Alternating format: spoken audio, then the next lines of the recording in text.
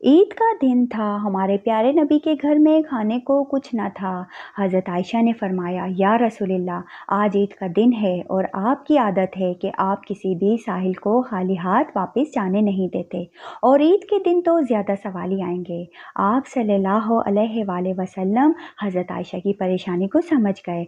आप उठे, आपने वज़ू फरमाया और मस्जिद की तरफ तशरीफ़ ले गए। कुछ देर बाद जब वापस आए तो देखा कि हज़रत आयशा बिला झिझक अनाज तकसीम कर रही हैं, और आपने पूछा, ये अनाज कहाँ से आया और क्या बाकी अज़वाजे मोहतरात का हिस्सा निकाला गया है?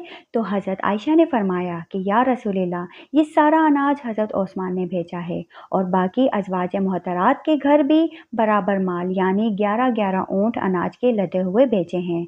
तो हुजूर पाक की आंखों में खुशी से आंसू आ गए, और आपने फरमाया कि या अल्लाह, मैं ओस्मान से राज़ी हूँ। आप भी हज़रत